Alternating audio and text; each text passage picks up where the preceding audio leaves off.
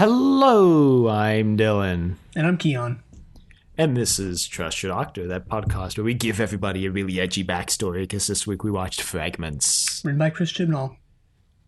Directed by Gary... Nope. Oh, God. Where's the... Oh, directed by Jonathan Fox Bassett. It aired on March 21st, 2008. So I was, reading the production box where it said directed by, and the immediate line above was Lachlan Niebuhr, uncredited, gray, because it's the cast. So in my head, I read directed by, and then my brain read gray as Gary. Bad times. Uh-huh. Yeah, at Ridgemont High. Okay, never mind. Bad times? I thought that was fast yeah, it's times. Fast times. Well, I continue to be the only person in the world to pronounce Chris Chibnall as Chris Chibnall, so... Yeah, well, you were also the only person in the world to pronounce John Pertwee as John Pertwee. So, not new, par for the course, really. Yeah. And I was going to save this for the end of the episode, but I guess I'll just do it now. Speaking of the classic era and people with names... Last week, I was like, wait, didn't we get a comment once from someone who claimed to be, the grandchild of someone who wrote for the show? And so I went, as promised, I went back and looked. And yes, actually, we got a comment 3 years ago on episode 12 from an account named Dawn Spooner. And the comment is, it fills me with joy that my grandfather's original work is still remembered to this day. Also just noticed, I've read this comment 5 times, and I just noticed for the first time they misspelled grandfather. Anyway. So they're definitely not Susan then. She would get it right. So it's not, the doctor's grandchild. It's Dennis Spooner's. It's Dennis Spooner's, allegedly. Yeah. I mean, look, anyone can go online and pretend to be Dennis Spooner's grandchild. I could do it right now. No one could stop me. Might not work, but... Okay, I mean, sure, no one could stop you. People wouldn't, I would have to wonder why you would pick someone so, mildly to moderately obscure to impersonate? Because, look, if you just go online and be like, I'm Napoleon's grandson, then that's too big of a, guy to believe. Also, Napoleon lived in, the 1700s and early 1800s. Yeah, I mean, I just said that example because of the story that I've shared multiple times on the podcast that I won't share again in full about the time I met this guy who was obviously high and told me he was Napoleon's grandson on the bus. But anyway, that's another story for the 5 other times I've told it on the show. Look. You could go and pretend to be Dennis Spooner's grandchild, but why would you? Yeah, exactly. Which makes me inclined to believe Dawn Spooner. I guess. Maybe that was all part of the cunning ploy, but, I don't know. I guess. I mean, I suppose they get nothing from us. They didn't even get a response from us at the time, so... And the last time it looked like they were on YouTube was 2 years ago, so... Alas, our brush with Doctor Who fame. Well, gone. Yeah. We squandered it. Just like the time, just like this. Oh, God, who was it? Now I can't even remember who it was. God dang it. Some actor who played one of the companions, I'm blanking on who it was, responded to us on Twitter, and I didn't respond. I just liked the tweet. Wasn't it Janet Fielding or something? I feel like it was one of those Fifth Doctor era companions. I don't remember who it was, to be perfectly honest. Great. Our other brush with fame. Gone, squandered. It wasn't Katie Manning, you know. That's the thing, because she would She's reply. the most prolific tweeter of all of the Doctor's former companions. Yeah, you know, it's pleasant, you know, interacting with her, I'm sure, but it's not a big deal if she responds to you. Whoa, whoa, whoa, whoa, whoa, whoa. Look, if she responded to one of the podcast tweets, I'd be like, oh man, I would mention that on the episode for 3 weeks, and then it would lose its novelty. Then forget. Yeah, yeah, okay, it is a big deal. I take that back. But speaking of things that happened years ago, Okay. this episode. I mean, not only did the quote present day unquote segments of this episode take place years ago, but the episodes, the events the episode replays for us took place years ago in reference to the episode. Right. Nailed it.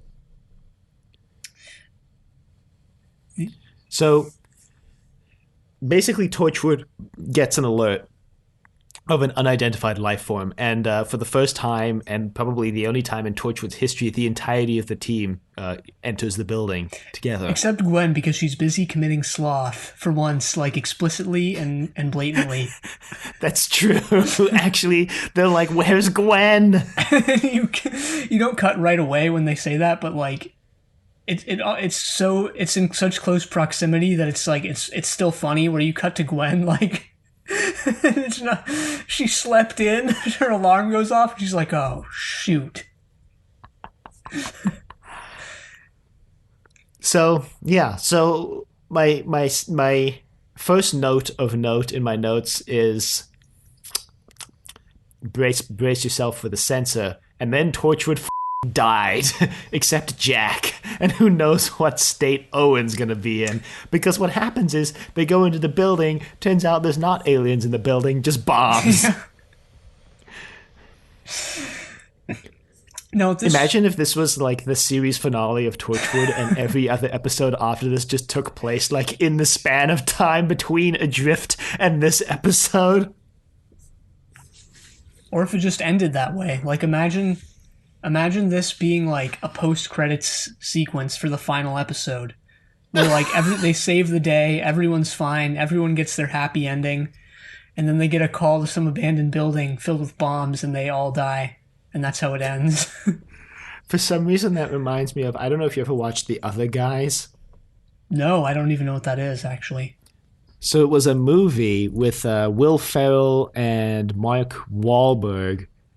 They play the main characters, and they're the like two like D-list detectives in the police department.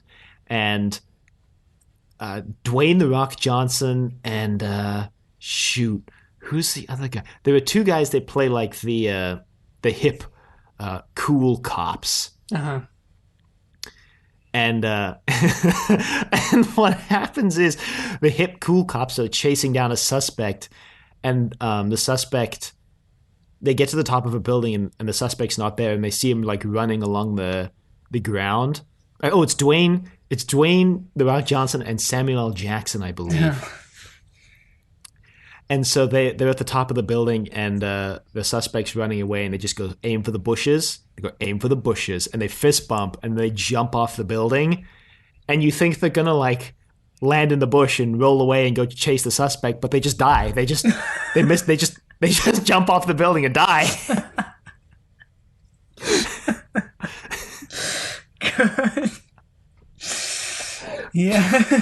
and that's how Will Ferrell and Mark Wahlberg's characters like get involved in the case, because they're like, you're all we've got, because they like died. Reminds me of the beginning. And yeah, that's like the funniest moment in the whole movie. But anyway, Reminds me of the beginning of Triple X3, where Samuel L. Jackson's character,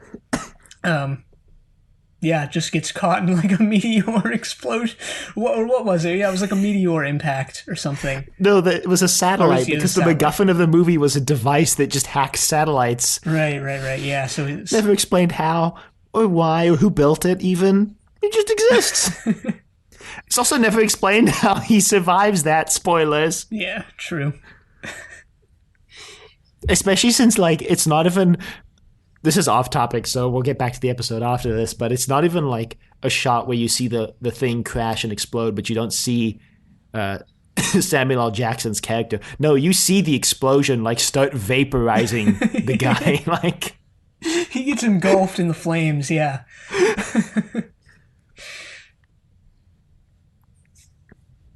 Check out Triple Play, our movie trilogy podcast, for our takes on movies, like the ones we have just discussed. For our hot takes on movies. What? Let's see. An episode of Triple Play will be going out this week, and I believe it's going to be. I don't actually know what it is. Cars. Yeah, I think. Cars. Anyway. So at this point in the episode, I already knew what this episode was going to be going into it. I knew it was sort of the backstory episode. So I thought that these bombs were going to be like flashback bombs or something. Like, bombs. Backstory bombs? I thought that they were going to be bombs that like weren't actual, weren't in like, explosive, incendiary, whatever you want to call it. I thought they were going to be like bombs that make you relive your past. But no. That would be cool, but instead it just turns out John Hart is the worst person in the goddamn universe at putting bombs in places where they kill people. Yeah, true. I mean, they were like 2 feet away from these bombs? Yeah, at the end he's like, some of you are probably dead now. I'm like, he didn't know that Gwen and Reese would be on the job. Oh, yeah, that's what he didn't consider. They did save, like, I'm sure Jack would have been able to get out eventually, but they did, hand it to Gwen and Reese this week. They definitely saved Owen and Tosh. Like, Owen and Tosh might have died, and Owen might have just, I don't, know what would have happened to Owen if they hadn't been there. Yeah, but it's a good thing we didn't have to find out. True. So the bombs go off, and you see a sort of a card on screen that goes however many deaths later. Oh, it's 1392. 1392. Yeah, 1392 deaths earlier, not later. Yeah. And Jack wakes up in an alley in like 1900 or like the turn of that century. With a bottle in his chest or stomach. Right. This was one of the... And not a broken bottle either. No, it was just a full bottle through his stomach. And this was one of the 2 sort of gruesome moments from this episode. Thankfully, I finished my breakfast cereal not 10 minutes before starting Torchwood. Yeah. I just projectile vomited like Owen as soon as I saw this. Well, Jack wakes up. He pulls the bottle out. That's the grossest part, actually. Not even seeing it in his stomach is just seeing him pull it out. Mm-hmm. And he's confronted by these 2 people who don't really... These 2 women. Yeah, it's 2 women who don't really say anything. Alice and Emily, sorry. Oh, I didn't know they had names. Because some of the other characters in this didn't, like Doctor. He didn't have a name. Well, it's Alice and Emily. Yeah, and Torchwood was just as, or even more sinister, I guess, back in the day.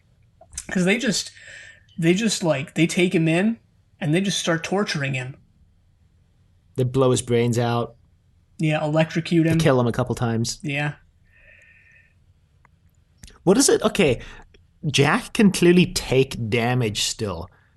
So, like, what does it look like from an outside point of view if you just shoot him in the head and blow his brains out? Like, and then he comes back to life and he's all fine. Do you just watch his brains get blown out, like, in reverse as he comes back to life? Like, how does that work?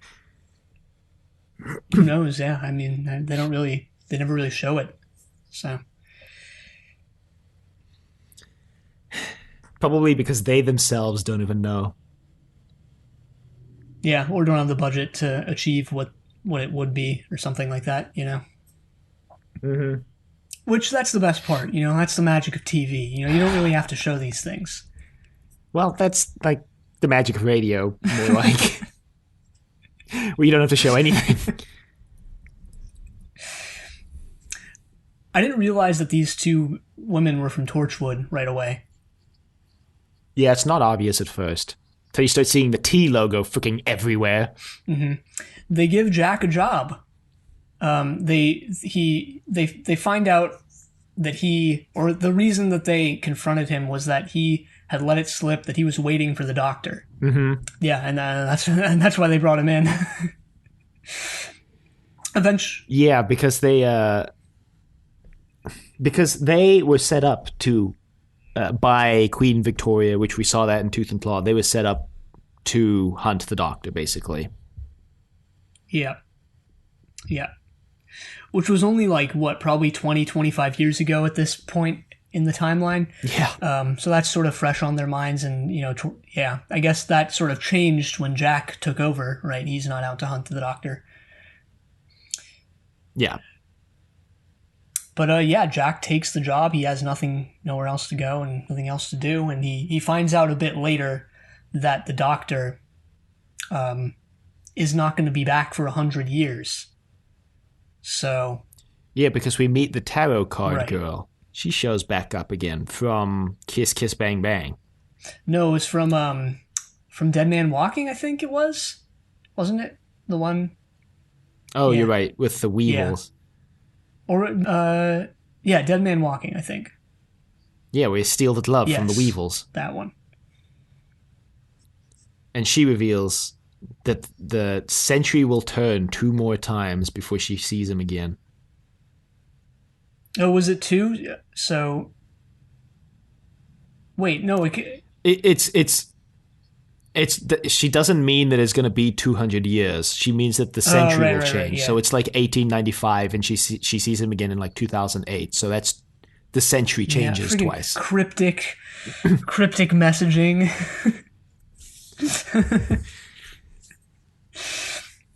Anyway, Jack is slowly he does Torchwood's dirty work for a while, but then he slowly is disillusioned by what he's doing when one of the other Torchwood members puts a bullet through a fishman's brain or head.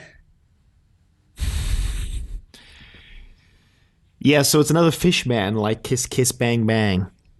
Same species, also played by what's his name now? The guy who plays a lot of... Hang on. Right. Paul Casey. Different fish, though.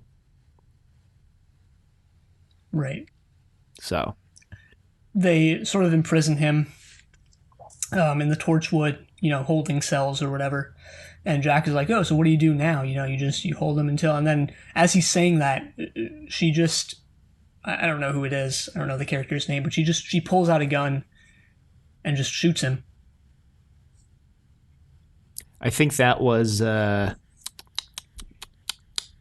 Alice, because I think Emily was the one who was in charge of the whole thing. The one behind the desk, so to speak. That's when Jack decides he wants to quit, but... Oh, yeah, so this is when I think this is when he finds out that the Doctor isn't going to be coming back for another 100 years.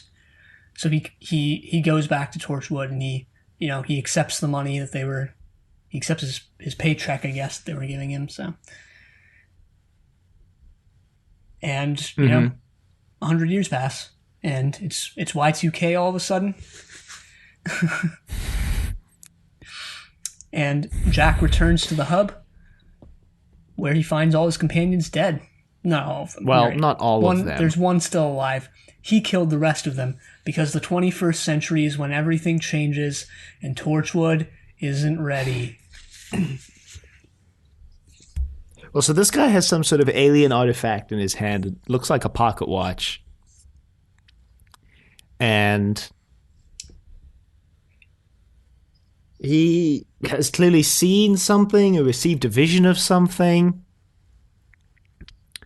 And he's trying to, he calls it a mercy killing. He's trying to protect them from what's to come. But this is Alex. $5 says we never figure out what it was that he saw, or that this never comes back, and it's not related to anything. It was probably the Beast in what was it, last season, the finale? Probably. Billis. He just saw Billis. He just saw Billis's face. We're not ready. It's possible. Billis was a clockmaker, wasn't he? Like, that was his cover. Yeah.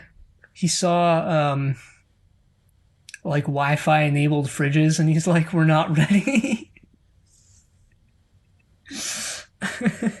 He mercy killed the rest of the Then team he shoots and himself. Yeah. So that that's what happens. Gets a little blood splatter on Jack's face there in the process. Yeah. And Jack wakes up. Gwen and Reese have arrived. They rescue him from underneath the rubble that he's stuck under.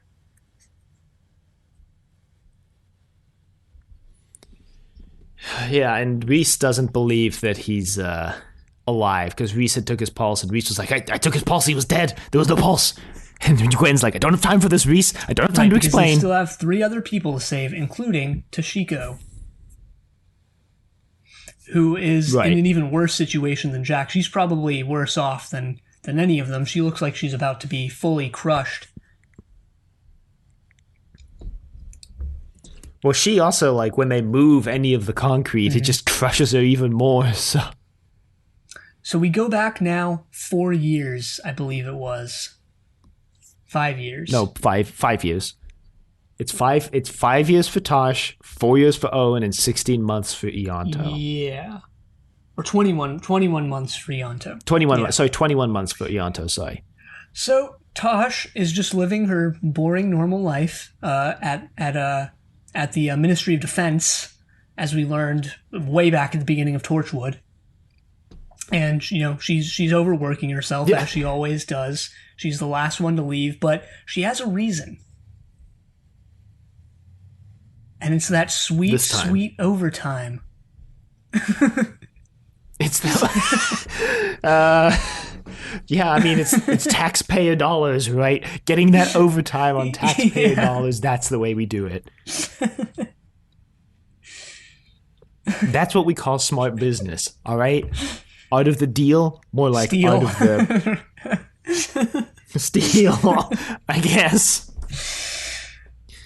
But when her boss leaves or whatever, she goes and she gets some security key from his computer, or someone's computer who's in charge.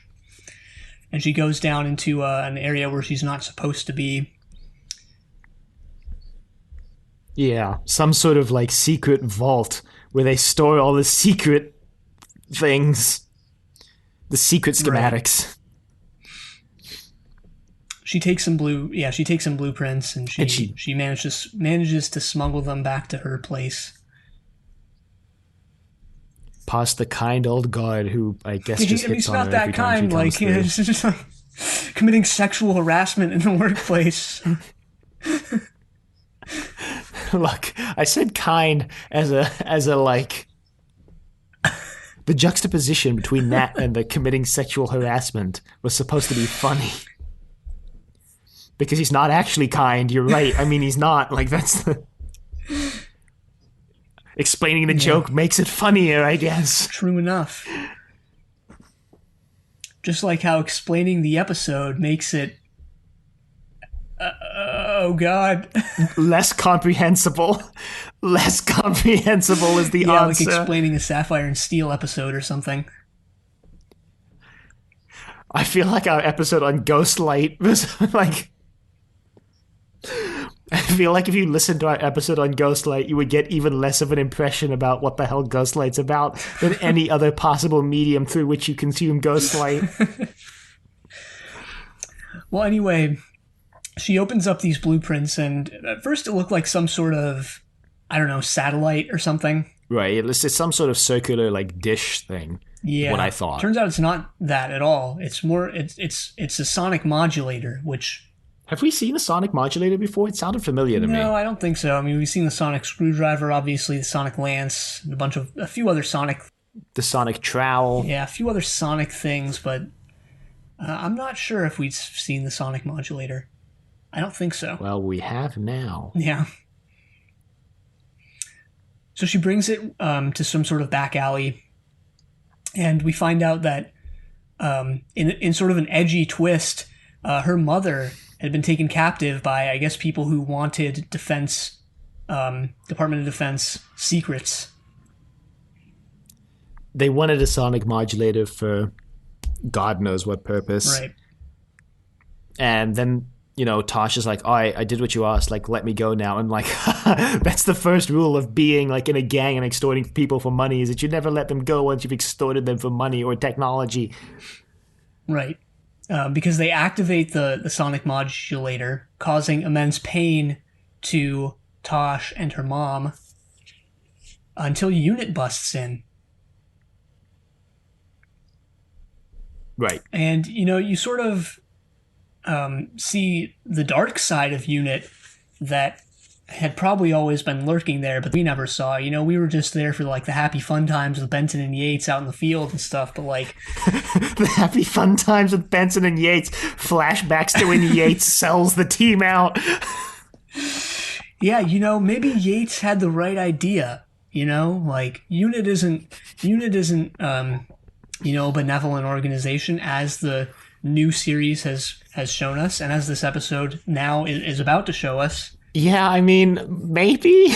Maybe Yates stuck to his morals when he found out that Unit was doing this to people. No, he didn't do that. He was just, I forget, I don't even remember his reason for betraying them, to be perfectly honest. I'm pretty sure he got betrayed. Look, I looked it up, okay? I'm going to admit, I don't remember this. I looked it up. Right. He got brainwashed by Boss in the Green Death. And then after that, he was... This was one of the first actual character arcs on Doctor Who, After getting brainwashed by a super artificial intelligence, he became concerned about the future of the human race. So he got recruited by the guy who wanted to, like, reverse time and bring the dinosaurs back in Invasion of the Dinosaurs. Mm-hmm. Yeah. So he basically just sold them out because he didn't think Unit would be able to protect them. And maybe he was right, given what happens to Tosh. Well, maybe he was only right because he was one of the people who was selling Unit out and, like, helping bring about the end of the world that Unit was supposed to protect them from. Also, Doctor Who should bring back Boss. Yeah. I don't know why, except that he has a cool name and that he was a cool bring villain. Back Boss, Votan. God, what was the other? There was like a big 3 of AIs back in the day. I forget what the third one was. You're right. What was the other one? Yeah, it was Votan, Boss, and another one. Damn. Votan comes back in an audio drama. Hell yeah. If I remember correctly. Is that Votan or is that Boss? I don't remember now. But yeah, you know what? Doctor Who should just bring back every AI they've had on the show, which is like... It's like that quote, if I had a nickel for every time it happened, I'd have 2 nickels, which isn't a lot, but it's still weird that it happened twice. Anyway, they take Toshiko into this holding cell, which is even more bleak and just dismal than Torchwood's cells, because it's just concrete. Yeah, it turns out Unit is like just awful. Turns out Unit are the real villains. That they're just freaking terrible. That they're just like all around bad. Yes.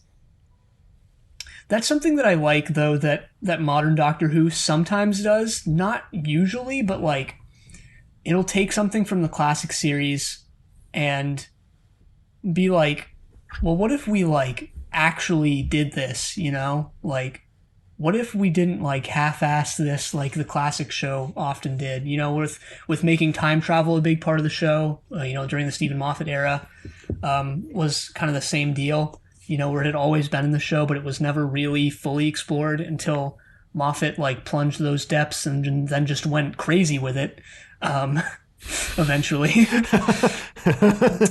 He went drunk on power. But I mean, you get episodes like Blink, which are very good and revolve around the time travel in a way Doctor Who has never done before, which we've obviously discussed that extensively on our earlier episodes. But then you get something like this too, which I feel is almost the same concept, where it's like Unit was this government organization, so they obviously had stuff like this. If you spend 3 minutes thinking about all the stuff you don't see on screen, then yeah, they obviously had something like this, and they obviously, we're sort of doing this stuff behind the scenes.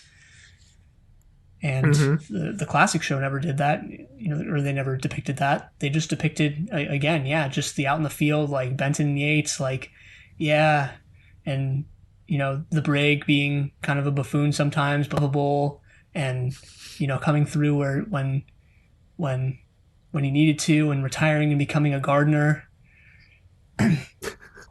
Well, the closest the classic series got was definitely like Inferno, when the Brig just is a terrible person in the alternate universe. Like, and Unit is just like terrible in the alternate universe. I guess the closest we got to seeing our Brig do that was and the Silurians, Right. where he just commits genocide of the Silurians. Yeah, that's true. They did kind of depict the dark side back in the day. Not to this extent though, because this is like, I mean, no matter what we say about this scene, we'd undersell it. Like, I mean, they're just torturing her, just leaving her in this cell. There's nothing there. There's not even a bed. They won't let her see her mom. Yeah, it was either. It was also like in the classic series, they only used that as a tool for character development for the Doctor. Like that genocide was only used to drive a wedge between the Brig and the Doctor. It was never really used to like examine the dark side of Unit. And unlike this, where like it just turns out that Unit kind of sucks, and that doesn't serve any character purpose. It's just a fact of the universe that Unit sucks secretly behind the scenes. We should mention they don't identify themselves as Unit in this episode. We just know the Unit because they've got red hats. Don't they? I could swear they said Unit like at least once. They didn't bust in like Unit open up or anything like that, but I think they said Unit. Otherwise, how else? Like, I don't think I would have known they were from Unit just because of the red beret thing. If they did, I missed it. I mean, that's entirely possible. Yeah, I don't know. I mean, I'll put it in the show notes if we can find a script or something like that. Or a transcription. But anyway, Jack hears about Tosh, I guess, and comes to recruit her for Torchwood. Nice. Well, I mean, he doesn't give her much of a choice. He basically says, look, here's the deal. You're going to come with me and you work for me for 5 years. Or you should just stay in this prison for the rest of your life. He also doesn't let her see her mom either. She asks if she can see her mom, and he's like, you can send her a postcard. Right. It's just like, wow, damn. Tosh is like almost being held hostage at Torchwood. Not exactly, but... No, and like we've seen her mom in the show before. Yeah, but wasn't briefly. that just like a vision? It was in... Maybe, it was when I they don't were know. in... It was when they were... Wait, so... Oh my god, now I forget. They were seeing like dead people, right? And she saw her mom, so her mom died in the interim? No, Or they were seeing their loved ones? they were seeing their loved ones. Okay, right. Oh, right, because she was on her phone with her mom in that one episode.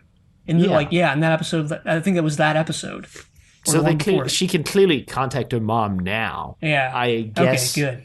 I guess Jack just wanted to see if it was going to work out, or if he was going to have to throw her back in Unit's God. Unit's unknown prison. Yeah. She asks Jack during this scene if he's a lawyer, and he's like, do I look like a lawyer? And at that moment, I was like, yeah, you kind of do, actually. Yeah, but like, he's not going to get you let. Wow, I butchered that sentence. He's not going to let you get a lawyer in this situation. Like, No. He just kind of looks like one. yeah, a little bit. I mean, he had the weird Bluetooth headset that like every lawyer businessman had in that era, in the early noughts.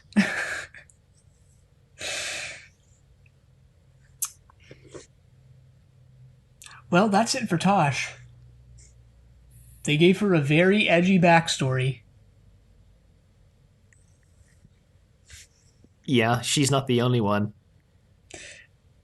No, and before we move on to Ianto's like chuckle of a backstory. I don't know what else to call it, but okay, so everyone goes on and on in the show about how Tosh is like a goody two shoes and how her life is really boring, but like it really wasn't. I mean, she was doing like some spy, like, she was stealing government secrets, creating technology, like creating Department of Defense technology.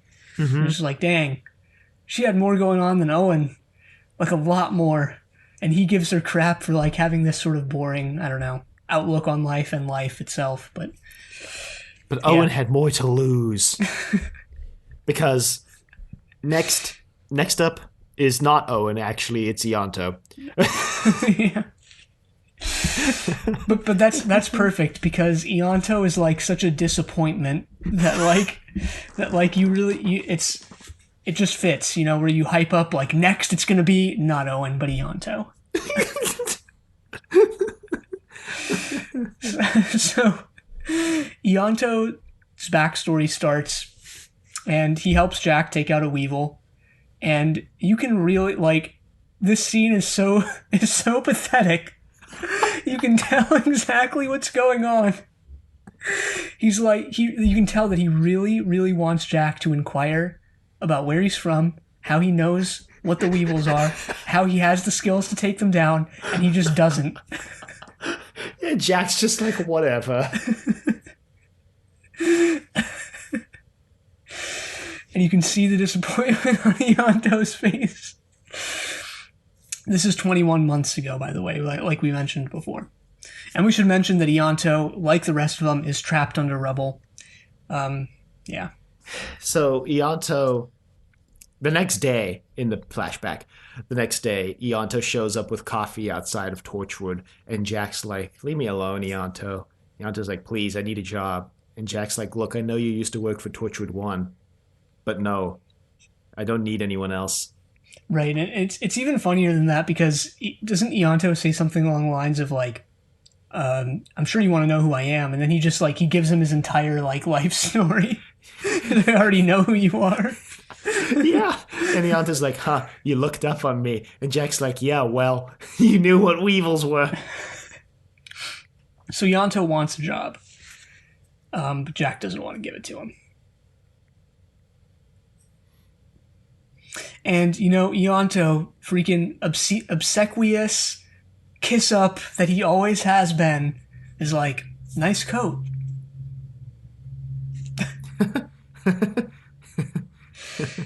I mean, he said that too the previous night. Right. When he'd first met Jack. Right. I completely blanked for a second there. Well, over time, Ianto just keeps pestering Jack about giving him a job at Torchwood, and Jack just isn't doing it, to the point where he just stands in the road in front of the Torchwood van, and Jack threatens to run him over. Yeah, but then Ianto says, aren't you going to help me catch this pterodactyl? And Jack's like, wait, what? Pterodactyl? So Ianto's cornered the pterodactyl in some sort of warehouse. Empty warehouse. And he and Jack take it down. They sort of have this bonding moment over capturing the pterodactyl. Yeah. And he gives him the job. They're like also very clearly trying to like retcon Ianto and Jack's relationship into being more of a thing earlier on. Yeah, it's not really a retcon since we hadn't seen any of this stuff yet. It's just like retroactive foreshadowing or something like that. Yeah, just kind of weird. I mean, it just felt off because remembering like so Ianto and Jack like fall down when they're trying to capture Mifani, however you say it, the pterodactyl, and they're like, it's the stereotypical the two lead romantic leads accidentally fall on top of each other and are like very close to kissing, and it's just weird for that scene. And then you're like, but wait a minute, yeah, doesn't Ianto like have Cyber Susie in the basement during all of this? or Isn't he still in Lucy. love with Susie? Lucy. So what? Oh yeah, yeah, yeah. Susie was Not yeah. Susie. Was it Lucy? God, what was her name? No, it wasn't Was Lucy. It's absolutely not whew, Lucy. God. Well, oh boy. Oh well. The Cyberwoman in the basement. His girlfriend, It was Lisa. It was Lisa. Yeah. Lisa. Lucy. You were close. You were Yeah. close. It is weird because it's just like they have this moment, obviously foreshadowing what happens in season 2, and then just like the year plus that over or more than year plus I guess of series 1 plus all the time in between plus all the time between series 1 and 2 of just nothing.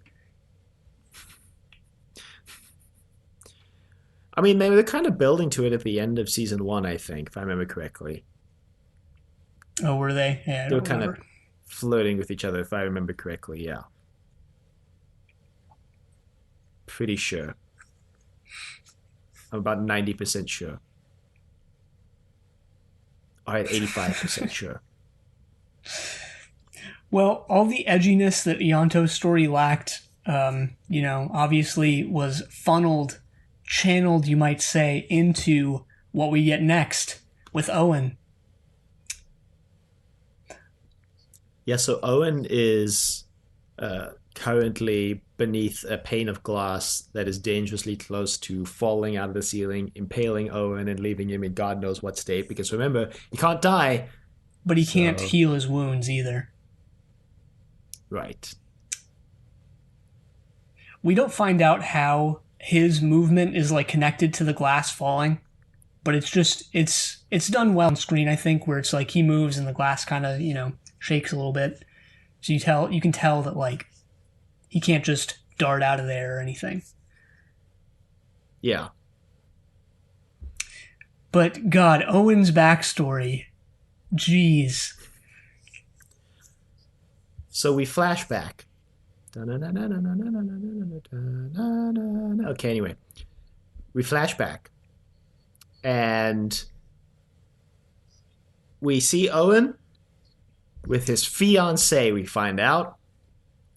Turns out he was engaged to be married. I don't think this woman has ever been mentioned before a I single don't time. think she'll ever be mentioned again. I didn't even write her name down. Oops. It was Katie, I think. Remember all those instances of Owen going on and on and on about Diane, the woman he knew for 2 days, and who didn't die a gruesome death. And not once has he mentioned Katie.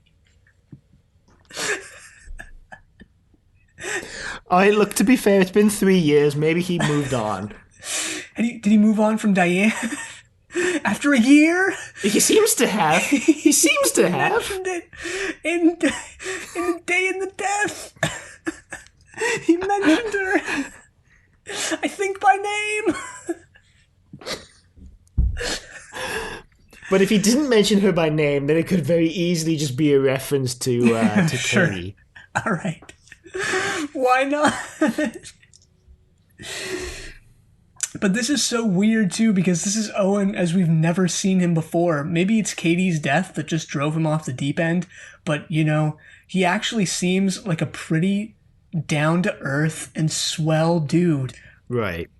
Also, just to preempt what we're about to get into here, Oh, making okay. Owen 28, as they revealed in whatever the episode they revealed in, was a massive mistake because this is 4 years earlier, and he's a doctor. They mentioned it multiple times in the dialogue that he's a fully fledged doctor, and he's 24 years old. It's just like, damn. All right. Medical school usually takes like from when you turn 18 / graduate high school or whatever, usually takes 10 years to become a doctor, as we looked up that one time.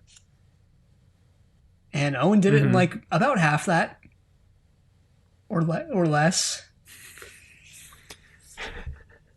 Well, This episode basically retcons everybody on the Torchwood team except Ianta to being genius-level savants before they joined Torchwood. Like, Tosh... I don't think we mentioned this, actually. Jack is like, look, that blueprint you stole wouldn't have worked. If you had built it to spec, wouldn't have worked. And that's why the project was shelved. That's why they didn't actually even build that blueprint ever. You fixed it without even knowing it. Owen is a 24-year-old full-on doctor who's diagnosing his fiancée with... early onset Alzheimer's. Right. Medical conditions. Owen, sorry. You said... Ianta was just your guy. Yeah. Yeah, I mean, we had gotten Tasha's backstory too, not to this extent, but she had explained it to Gwen, I believe. Or maybe it was to the alien that she fell in love with. It was one of the two. One of the two. And, you know, it doesn't really contradict what we got there. It just, like, puts a different spin on it that you never expected. Mm-hmm. Owen, we always knew was a doctor, but, you know, we didn't know that this happened. And it does feel kind of out of nowhere. Right. I mean, it I have a note here that's like, can't wait to see like how shitty Owen's life was.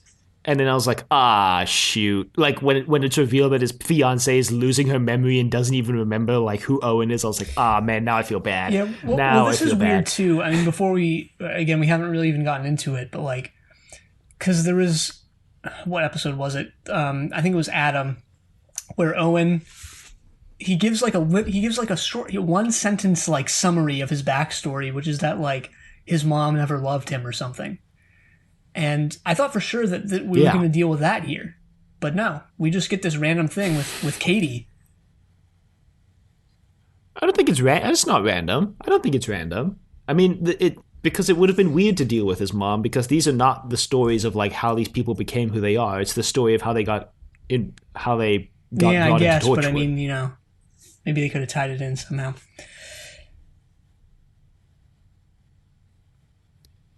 Maybe. I mean,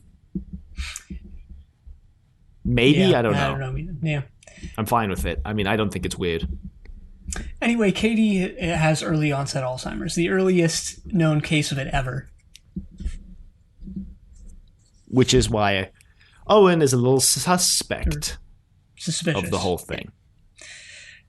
So he asks them to run some more tests, do some more MRIs, which they do. And they find out that she has like a really weird tumor that like wasn't there last week. Yeah. So they go in to operate, thinking that it, you know, might be related, and plus, you know, they have to get the tumor out anyway, so.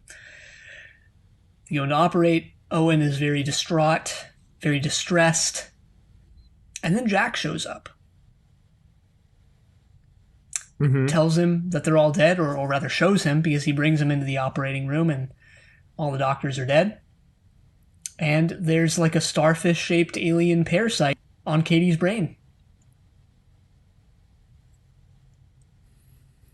This is gruesome moment number 2 for the episode. Jack reveals that when this alien parasite is attacked, it releases a toxic gas that kills you instantly, but that clears very quickly. And not somehow, like the first one, there was absolutely no warning for this gruesome image. It's just boom, brains in your face. Yeah. So Jack knocks out Owen and proceeds to just not, you know, explain anything, not even show up again, because Owen spends the next, you know, however long telling, you know, people that this happened, and no one believes him because the security camera footage has been tampered with, and he's ordered, you know, 3 months of rest or whatever. And no one believes him. And he just doesn't, he thinks he might be going crazy. He doesn't know what's going on. Until he goes to visit Katie's grave, which is just a stick in the ground. I don't know if you noticed this, but she doesn't actually have like a headstone. It's just like a grave marker, like, you know, a wooden one that just says Katie. The headstone's not finished yet. I don't know. Probably, yeah. I mean, that's probably what it was, is that, you know. Yeah, I don't know. But he sees Jack in this graveyard, and Jack explains what's going on. He's part of Torchwood. He deals with aliens. And he gives Owen a job right on the spot. Yeah, I mean, he tells him, like, look, I'm putting together a team, and I need a doctor, and you're the best one there is. I mean, you pushed for more scans when you knew that the diagnosis didn't make sense, and you care about people. And I was like, wow, really seems like when Jack put Torchwood together, he actually did care about people. You know, kind of just proves that Torchwood is the reason why all these people kind of suck as people. Yeah, Tosh actually had. Yeah, actually, now that you put it that way, like every single one of them had something going for them that they didn't have that they lost when they joined Torchwood. Tosh's life was like actually interesting. Yeah, she was stealing government secrets, but like it was interesting, it was cool. And now she's just this boring person. It was fulfilling. She had a social life, presumably. Yeah, maybe. I mean, we didn't get that, I think, but maybe. Owen actually seemed like a really great person. Yeah. He was a successful doctor. He had a fiancée that he loved. He was willing to go through with the wedding, like even though she was losing her mind and like might not even survive very long after the wedding. Yeah, he could have been like early onset Alzheimer's. See ya. Yeah, when she forgot his name, he could have been like, well, screw this then. But he didn't. He stayed. Gwen, I mean, we already know Gwen's story in more detail than anyone wanted to know Gwen's story. That's true. And Ianto, I don't know what to say about Ianto.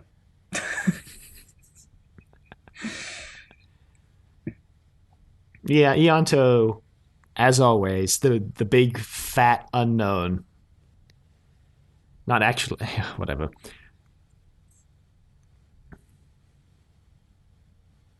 So that's the story, or rather, that's all of their stories. Well, let's not forget about the ending. They go outside, they're like, yo, what was up with those bombs, right? Like, am I right? Bombs in Cardiff? Pfft, really? It's like, that was weird, and they go home and the episode ends. It's never addressed again. That would have been really funny, actually, but no.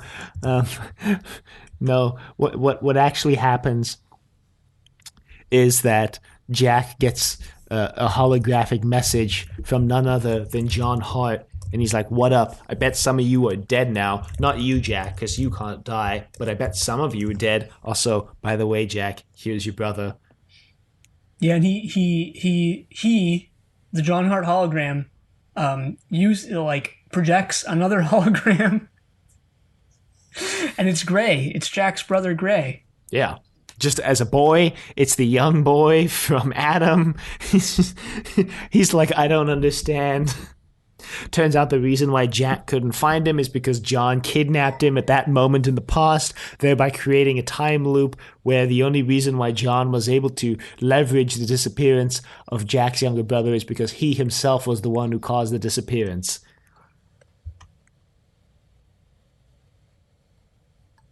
Mm-hmm. The return of our third host, stunned silence. Sorry, yeah, I was logging into Facebook so I could read the comments.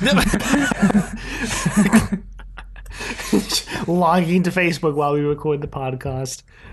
So I could... None of this happens, by the way. I made this up. I made this entire statement up. Gotcha, yeah, I wasn't listening because I was logging into Facebook so I could read the comments at the end of the episode. So it truly was stunned silence. Oh, well. Yep, so, I mean, this episode was written by Chris Chibnall, right? So, I mean, that's sort of a Chibnallian structure here. A Chibnall-esque structure, you might say, of like... Because, you know, he repeated the same thing in series, what was it, 11? Where Tim Shaw, a disappointing and underwhelming villain, is in the first and last episode of the season and inexplicably comes back. Same thing here with John Hart. That's true. Maybe it's not as inexplicable this time, but You know, John Hart wasn't much of a villain. I didn't really care for the character very much. And he's back. It's less inexplicable here because John Hart basically said he was like, I'm coming back. I'll be back. Yeah, the Tim Shaw stuff does just kind of come out of nowhere. As opposed to this. I get the sense that that was supposed to be a big, like, oh shit reveal, like in the Battle of Ranskoy Av Kolas. Wow, can't believe I remember that name. Like in that episode, it was supposed to be like, ah, oh, damn, Tim Shaw's back. But Tim Shaw made such a non-impact in his first episode. Yeah, that salad guy was more popular than him. Yeah, because the salad guy was like, I don't know, vibes, so to say. I totally skipped my Amazon fun fact of the week. So my Amazon fun fact of the week wasn't a fun fact at all. And you know what? I actually found it completely incomprehensible because it was labeled a goof. And it was like Jack says that he remembers eating dinosaur meat after the asteroid hit. But Torchwood shares continuity with Doctor Who. And in Doctor Who on Earthshock, it was revealed not to be an asteroid, but actually a spaceship. Adric. We'll never know if Adric was right. We'll never know if dinosaur meat was tasty. And yes, that is what Adric was trying to find out.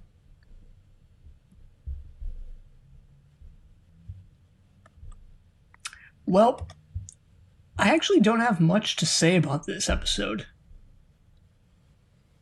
I don't either, because they talked about what I wanted to talk about, which was the like slight retconning of the Owen, god damn it, the Jack and Ianto relationship. Yeah. And we talked about that already, so and that's like all I wanted to talk about. This is not clearly, it feels like a filler episode, really. They had to dive into these stories at some point. I guess they didn't have to, but like, yeah, maybe this wasn't the best yeah, they way didn't to go have about to. it. Like just cramming them all into one, you know? They could have just left it mysterious. Just never explained, any of it. And it wasn't even that mysterious because we had enough about these characters before. I mean, we knew Tasha's backstory to some extent. We knew Owen's to some extent. We even knew Ianto's to some extent. It does cast everything in a really interesting light now with the fact that all of them turned out to be like kind of good people before Torchwood came along. Right. Like we've been talking a lot about how Gwen joined Torchwood with the intention of like making them care about the little guy, and that was a big thing in Everything Changes. But this episode seems to kind of confirm the idea that Torchwood, and perhaps not even Torchwood as a whole, perhaps just the work that they're doing is what corrupts the people who are involved with Torchwood. Jack also, when he takes over from Alex, like clearly is doing it with good intentions. I mean, when he brings Owen on, he's like, look, Owen has this thing about how he became a doctor because he thought if he could save one life, then his would be worthwhile. But he could never save enough people for, to be satisfied. And then Jack says, well, maybe here you can. Like, it kind of seems like Jack came into this with noble intentions, but he too became corrupted by the work that they had to do as part of the job. And I'm curious actually to know how much of that is going to carry through into like Revolution of the Daleks, like where it falls in Jack's timeline and how much of that's going to come through in the portrayal of Jack we'll see in that episode. I mean, quite possibly a lot, since it is, Chibnall on both. Right. And, we even see that when Jack first joins Torchwood, and I didn't even make this connection until right now, but like he's appalled when they kill the fish guy. Right.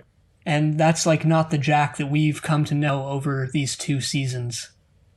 Yeah, the 120 years he spends working for Torchwood clearly hardens him. Mm-hmm. And that's interesting because that kind of it seems to mirror Gwen's introduction when she's like appalled that Jack just shoots Susie on the spot, Right. When he comes back to life. And maybe that's part of the reason why Jack hired her, is because he sees some of his naive young self in Gwen. Maybe. I don't know. Yeah. What's interesting that they never really addressed with Jack, because this is a Stephen Moffat creation. You remember Ashilda, like she lived for so long that she couldn't remember everything anymore. Like her memory started to fade. And, I wonder if Jack ever had that. Yeah, good question. But yeah. So there is some interesting stuff, I think, like relating to the institution of Torchwood going on in this episode. We'll have to see what John Hart's plan is for next week. Really glad to see PC Andy returning next week. Yeah, I mean, if you'd asked me, 20-something weeks ago, whether I thought PC Andy would be like a character that I want to see back and that I want to see more of, I would have said no. But I would have said hell no. I mean, it's not like I'm dying to see PC Andy back, and it's not like I'm overjoyed that he's coming back next week. But it's like, yeah, it's pretty cool that he's coming back. He honestly has more. I don't want to say that. I was going to say he has more character than the rest of the characters, but he really doesn't. No, he really doesn't. He's just more innocent. Yeah, that's true, I guess. He's just more innocent. Speaking of innocence, I mean, just like we were just talking about, how much Jack is affected by this. Yeah. Well, in the present day, maybe not a lot. Maybe he expects this from John Hart. He's obviously distraught over Gray. Yeah. But, as we just talked about, over the course of 100+ years, the change in his mentality is pretty obvious. And yeah, he probably was affected hugely by the deaths in 1999 and just everything he saw over the course of those 100+ years. Right. I mean, it definitely seems like he's taken a turn for the worse since then. It's been a rough time for Jack. And I think the events of this episode are going to be rough for him too. I mean, he almost got his whole team killed. John Hart's coming back. I don't know. That's going to weigh on him, I think. Mm-hmm. But how much will it weigh on him? We will have to find out. Right. Soon. Next week. Literally a week from today. As for other segments here, well, Toshiko's tech is fairly obvious. She puts together the sonic modulator. Yeah, that was, I mean, as soon as it happened, I was like, all right, well, there you go. It's Tasha's tech corner for the week. Owen's wild card moment, for me at least, was finding out that he wasn't actually a wild card in his past life. That he was a basically normal human being? Yep. With hopes and dreams and love? Yeah. Before being brutally beat down by life. Yeah. By Jack, really, but... Leave it to a wild card to even surprise you by not being a wild card. I think we've said that before. Yeah, we have, actually. But, yeah, I think I would have to agree with that wildcard Owen, even if it's less wildcard Owen and more wildcard moment that happens to be about Owen. Right. Because it's less about what Owen himself did than it is about things we discover about Owen, if that makes sense. In terms of sins, because we've always got to talk about Gwen's sins. She definitely commits sloth this week. I know we mentioned that already, but let's just mention it again. Mm-hmm. Because, damn, girl. She commits wrath, too. She gets pretty mad at Reese. Again, damn, girl. I think that's it. I didn't have any others.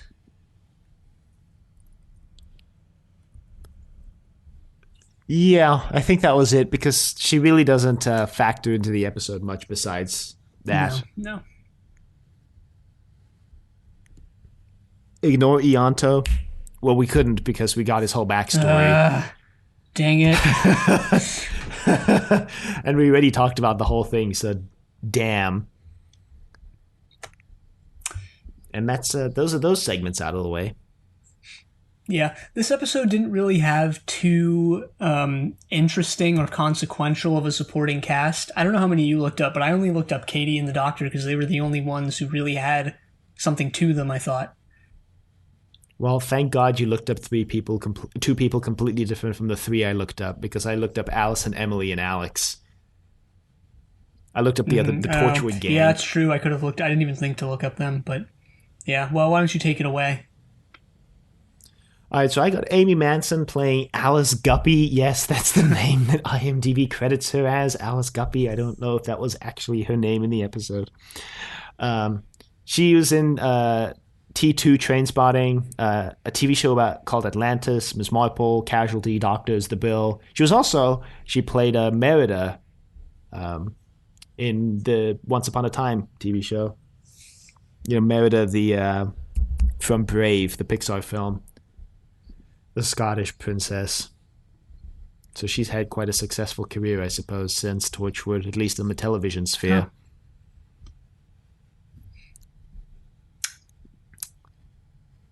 Well, okay. I thought we were just going to go in chronological order, but yeah, I'll go. Alrighty, we have Andrea Lowe as Katie. She's had a pretty extensive career. She's been in Doctors, Rescue Me, Where the Heart Is, The Innocence Project, Lee's Law, The Bill, Coronation Street, Love Life, DCI Banks. Those look like the biggest roles for her. / Coronation Street and The Bill, which everyone's on, at least once. But yeah, she's had a pretty extensive career. So, and she was good in this episode. I can see why she's had a pretty extensive career. Mm-hmm. Yeah, so next up I have Heather Craney as Emily.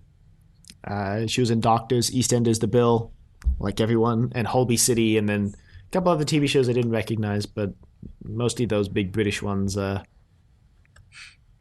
the ones she was known for, I guess. Mm-hmm. I don't know. Well, next up we have Richard Lloyd King as Doctor. Doctor. Not the Doctor. Doctor. Yeah, his role, he's credited as just Doctor. He's barely been in anything. This was his last acting role as far as IMDb is concerned. Hasn't been in anything since. And he was only in 8 other things besides this, or 7. Yeah. Literally not much. Sad. Yeah, and he was pretty good, I thought. I mean, for the character he played, yeah, he's pretty good. The last guy I looked up was Julian Lewis-Jones as Alex, the guy who kills the rest of the Torchwood team. He's quite a big. He's been in some quite big movies, but mostly in background roles like Invictus, Justice League, Zero Dark 30. He was also in Casualty, The Bill, Doctors, The Tudors, Midsummer Murders, and Holby City. Those are all the ones that I recognized. So he's also been very successful, I suppose. Yeah, good for him.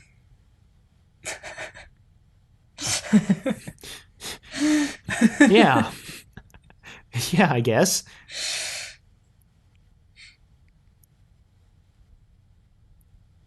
Yeah, that's all I got.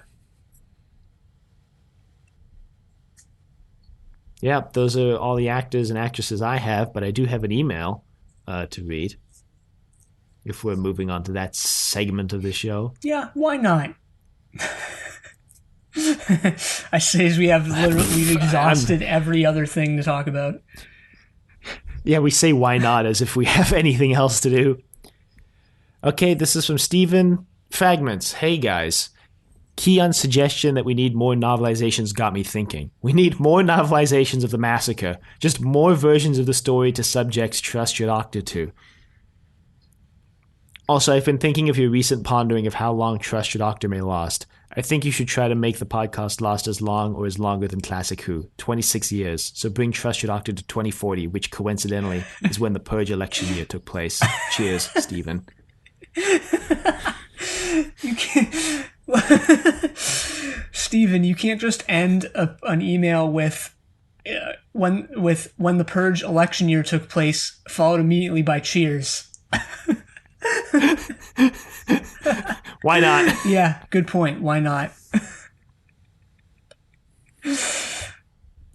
Remember that scene in Purge election year when that girl who's wearing a full like Easter bunny like costume or just like rabbit suit or whatever, just like, and is holding a shotgun, just like charges into another character who's also has a shotgun and just gets shot with the shotgun and dies?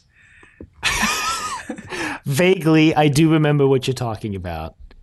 I'm going to be honest, I wiped a lot of those triple play movies from my mind after we recorded the episodes on them. We'll try and keep it going, I guess. I mean, 26 years, gosh. We've been doing this for 6 years. We're already a quarter of the way there, almost. True. Just 20 more years to go. I mean, because we're basically at 7 years if you think about it. Give it one more month and we're at 7 years. Yeah, God. You spent over a quarter of our lives doing this. Yeah, can you believe it? Can you believe it?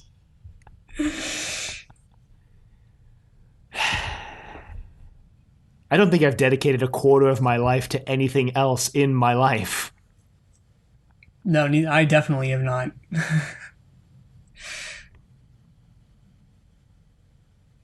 Damn. Well, we have a couple Facebook comments this week. We had one from RG. This is on From Out of the Rain, by the way. So we have one from RG saying, I haven't watched this one in a while. Must give it another look before I listen to the podcast. Yeah, I mean, hope you have now watched it again, RG, and enjoyed it, because I thought it was an enjoyable episode. Yeah, me too. Agreed. And then we got one from Alex. So he starts, so lengthy fanfics that encompass different fictional universes are bad, huh? Oh, I saw this one. There's my Doctor Who, Blake 7 Star Trek franchise crossover fanfic that is now onto the third novel-length book in the series. Lol. Seriously, though, I completely forgot about the film bit of this and how PJ Hammond it was. I just thought it was a throwaway circus episode. I responded to that saying that, like, I guess just clarifying my point, not that crossovers are bad, but that, like, I don't know, there's just something about, to me at least, when you see those, like, fanfics that have 20 different series, like, how the hell, and, like, they never successfully do it. Like, how the hell do you cram that many stories into one? Like, I understand, like, you know, a crossover with one or two different series, or, I mean, 2 or 3, it's not a crossover if it's just one. Yeah. But it's just like, when you have so many, it's just like, what are you doing? Like, come on.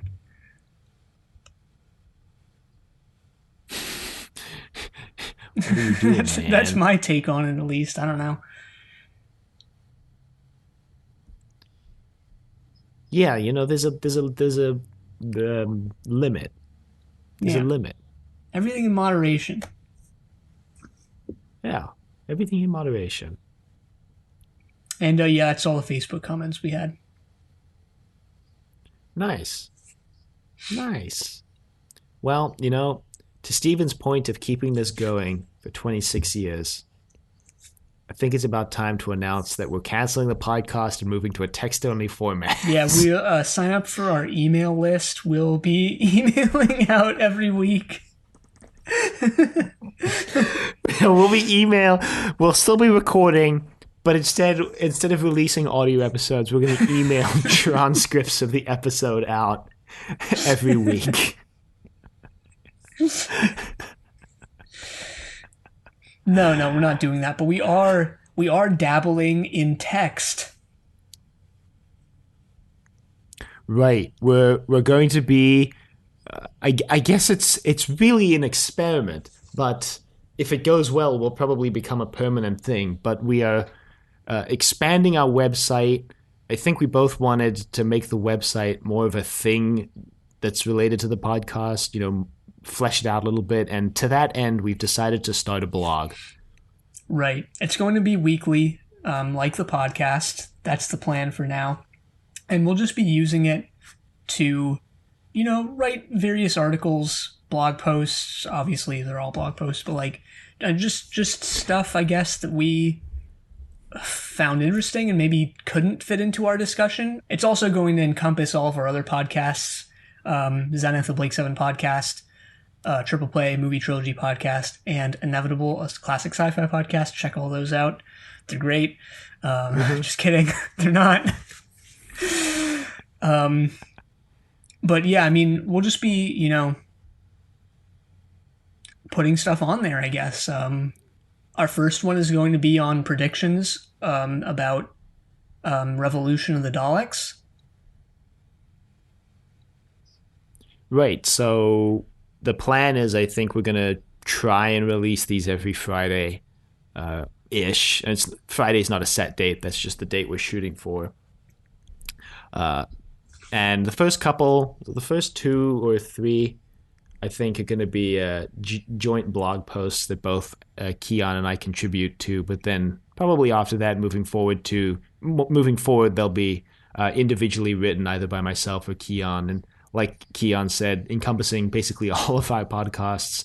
I know the first blog post that I'm writing is not about Doctor Who. It's about something we watch for Triple Play. Right, so. and we'll be, incorporating stuff that maybe we can't justify podcasting over, either because it wouldn't fit into both of our schedules and just wouldn't be feasible to do it. I mean, I don't think it's a big deal or I don't think we need to keep this secret, but one of my things that I have sort of on the docket here is I'm going to be listening to a Sapphire and Steel audio and writing a bit about that. So just kind of stuff like that.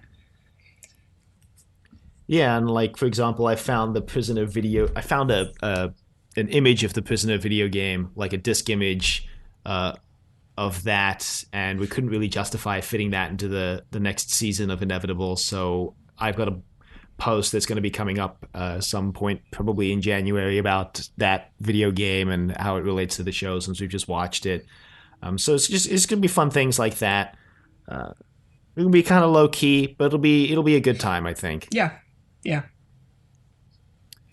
So I think also our plan is what we're going to do is, since these episodes go out on Sunday and we're going to try to put these up on Friday, typically I think what our plan is going to be is we'll just make a quick note about what our most recent blog post was at the end of the episode. So anybody who doesn't religiously follow our website or who listens to our episodes and maybe only wants to read blog posts on things they're interested in will know if something has come up that week. Yeah, I'll start dropping the most recent post into the show notes. Why not? Yeah. Just a click away. So it'll be good. Our first blog post is going to go up this coming Friday, the 19th. I think it's the 18th. It is the 19th? Yes, the 18th. The 18th. Yeah, so it'll be going up on the 18th. That's going to be our predictions for Revolution of the Daleks. Hopefully before they drop any more spoilers. Yeah, they keep releasing new info about it. Gosh, we now know that Yaz is staying. We planned it for that date because we had assumed it was going to air on Christmas. This is behind the scenes information. We assumed it was going to air on Christmas, so we planned it for December 18th because that would be a week before it goes out. Then, of course, they decided to put it on the 1st, but we've already planned our first 4 blog posts out. Yeah. So great. So yeah, that'll be the first blog post that's going up. Hopefully people enjoy it. I'm looking forward to it. I think it's going to be a nice way to expand the website. I know for me, it's going to give me an opportunity or a venue to talk about a couple of things I've wanted to make posts about over the past couple of years related to Doctor Who or related to movies we've watched, but I've never really had a space to do it, so I didn't. So I'm looking forward to it, and hopefully people like it. And if they don't, that's also okay. That's fine. Yeah. That's fine. But on that note, if you would like to email us, you can reach us at thedoctor@decadentvegetable.com. Questions, comments, concerns, angry rants, love letters, your thoughts on season 2 of Torchwood, which is coming to an end soon, next week for us.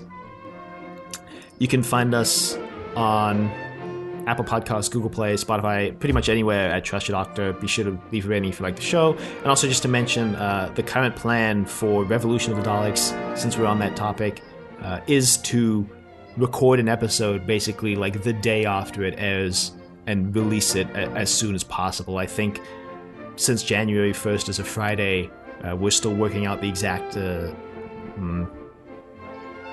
schedule on what day that episode's going to go out, but as we get closer, we'll keep you updated. Right. But until then, you can check us out on Facebook at Trust Your Doctor, like us on Facebook, also check us out on Twitter at TYD Podcast, and follow us on Twitter. And next time, we're going to be watching Exit Wounds. But until then, the end.